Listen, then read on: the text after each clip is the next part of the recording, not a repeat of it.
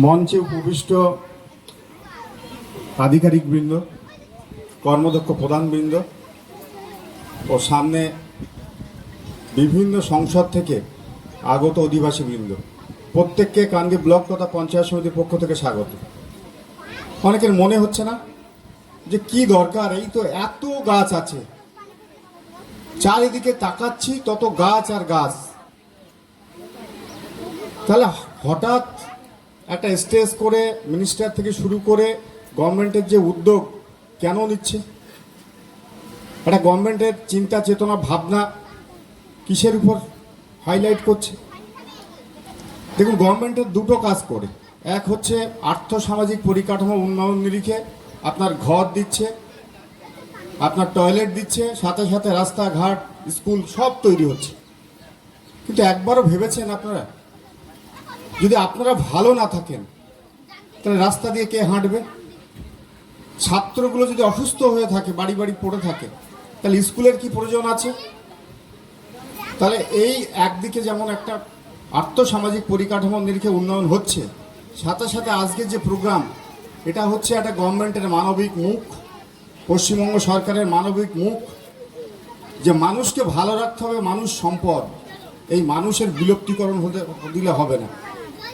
বিলুপ্তি হচ্ছে না, বিলুপ্তি হচ্ছে না। চায়ের দোকান থেকে মুদির দোকান, স্কুল থেকে ক্লাব, প্রত্যেকটা জায়গায় কিন্তু আলোচনা হচ্ছে।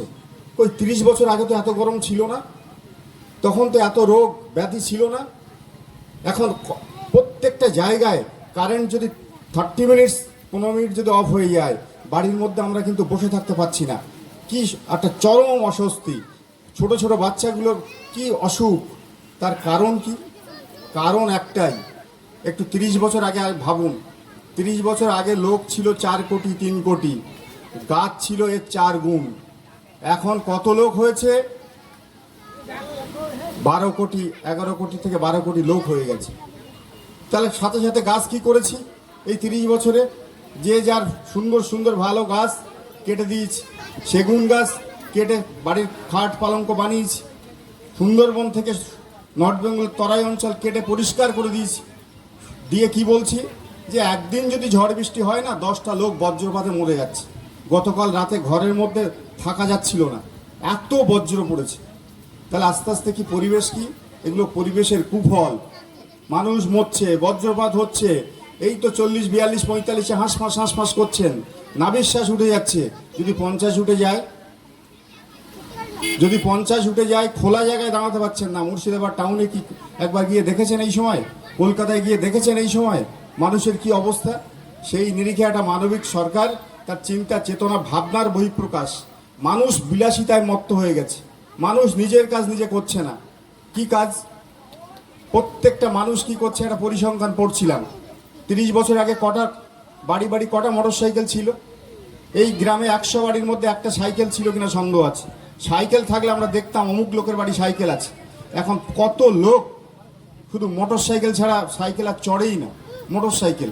কিন্তু পরিসংখ্যান বলছে 1 লিটার তেল চালিয়ে আপনি 60 কিলোমিটার যাচ্ছেন, খুব সুন্দর। এখান থেকে বহরমপুর যাচ্ছেন, এখান থেকে কান্দি যাচ্ছেন, বিলাসবহুল লাইফ লিড করছেন। 1 লিটার তেল খরচ করতে গিয়ে, ওই তেলটা খরচ করতে গিয়ে আপনি পরিবেশ থেকে 1700 লিটার নিয়ে নিচ্ছেন, 1700 লিটার অক্সিজেন নিচ্ছেন। অক্সিজেন, যেটা ম্যাডাম বলার চেষ্টা করছিল, যে কি 1 লিটার তেল। তাহলে কত অটো আছে, কত মোটর সাইকেল আছে, কত 4 চাকা আছে, কত বাস আছে, কত লরি আছে, কত 407, 207 আছে। তাহলে 1 লিটারে শুধু সামান্য একটা ছোট মোটর সাইকেল যদি 1 লিটার তেল পুরাতে, যদি 1700 লিটার যদি তেল অক্সিজেন যদি বায়ুমণ্ডল থেকে নেয়, তাহলে এই পৃথিবী আর থাকে?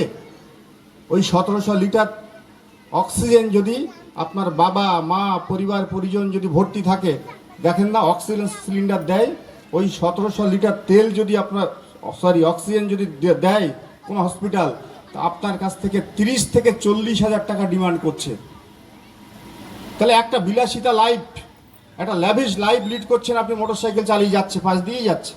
তাহলে 1 লিটার তেল 60 কিলোমিটার যাওয়ার সাথে সাথে পরিবেশ থেকে আপনি 1700 লিটার অক্সিজেন নিচ্ছেন, তার আনুমানিক মূল্য হচ্ছে 40,000 টাকা। তার বিনিময়ে আপনি কি দিয়েছেন? সমালোচনা তো করছি আমরা সবাই। এই পরিবেশ ঠিক নেই, এই পরিবেশের এত গরম, এই পরিবেশে এত বর্ষা, এই পরিবেশে বজ্রপাত এত, এ মনে হয় আর টিকতে পারবো না। কি করেছেন গত 30 বছরে? আপনি মুদির দোকানদার, আপনি কৃষক, আপনি শিক্ষক, আপনি স্টুডেন্ট, আমি ভিডিও, আরেকজন রেঞ্জার। আমরা আমাদের 30 বছরের পরিকল্পনা কি করেছি?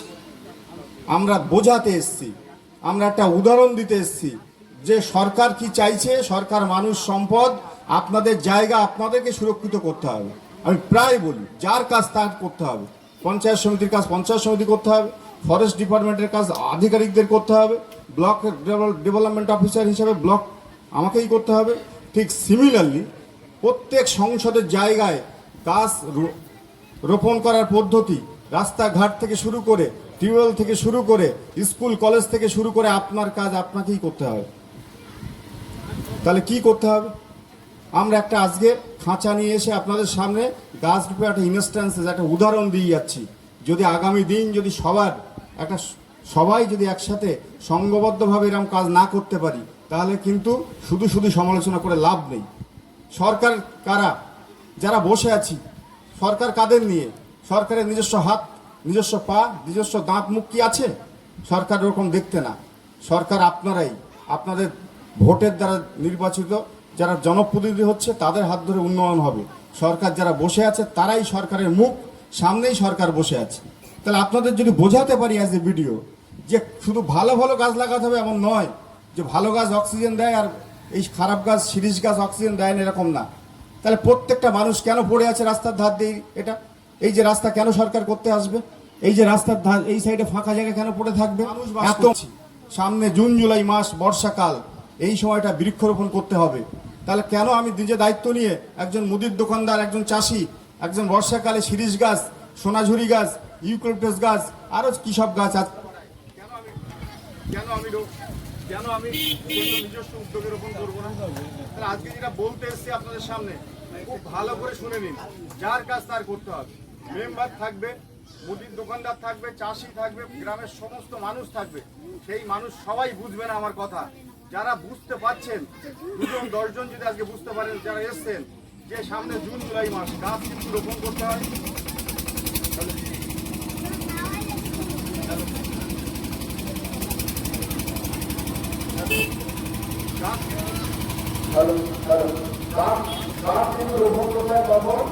বর্ষাকালে সেই সময় এসে আমরা আপনাদেরকে বার্তা দিতে চাইছি, একটা সিম্বল ক্রিয়েট করতে চাইছি যে সরকার চাইছে, সরকার মানবিক সরকার, একের পর এক কাজ শুরু করে দিয়েছে।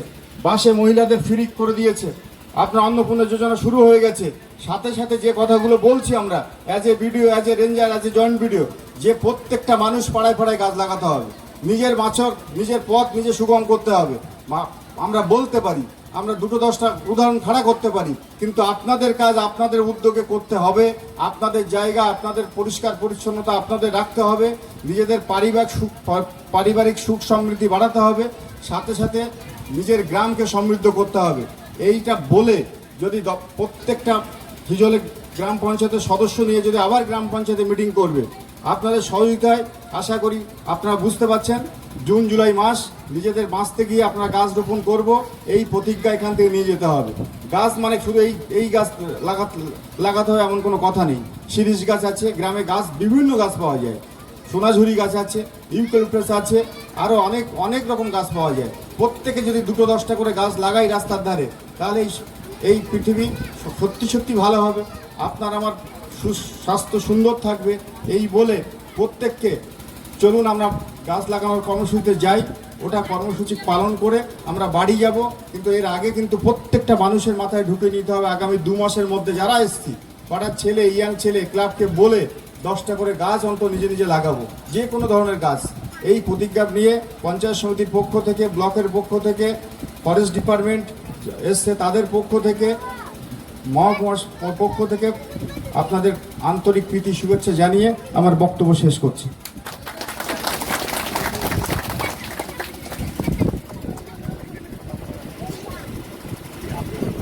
অসংখ্য ধন্যবাদ জানাই মাননীয় সমষ্টি উন্নয়ন আধিকারিক মহাশয়কে।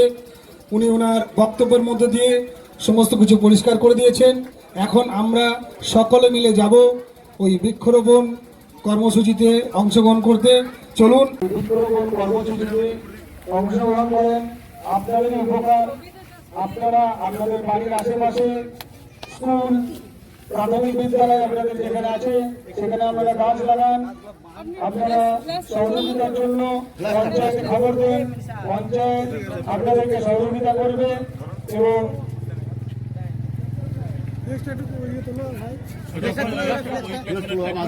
আপনারা একে একে যান, সবাই একটি করে গাছ লাগান এবং ভাবুন যে এই গাছটি আপনি আপনার মায়ের নামে রোপণ করছেন এবং সেটাকে সেইভাবেই যত্ন করবেন, যাতে আজকে লাগালাম কালকে গাছটি মরে গেল, এতে কিন্তু কোনো লাভ নেই। তাই আপনাদের কাছে অনুরোধ করবো গাছটি যাতে বেঁচে থাকে। এই রাস্তার দুধারে যে 101টি গাছ লাগানো হচ্ছে, সেই গাছ যাতে বেঁচে থাকে সেটা দেখার দায়িত্ব আপনাদেরই।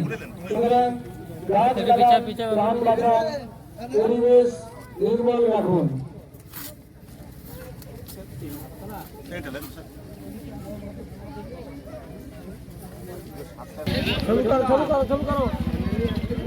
গাছ লাগান, প্রাণ বাঁচান। পরিবেশের মধ্যে পরিবেশের ভারসাম্য যতই সুন্দর থাকবে। মাননীয় সমষ্টি উন্নয়ন আধিকারিক মহাশয় আপনাদেরকে সুন্দরভাবে বুঝিয়ে দিয়েছে যে আমরা এই মোটর সাইকেল চালাই, তার যে পেট্রোল, সেই পেট্রোলের জন্য নষ্ট হয়। চাল দিয়ে ঘুরিয়ে দিয়ে দুটো সেলাই করে দিলে এটা আপনাকে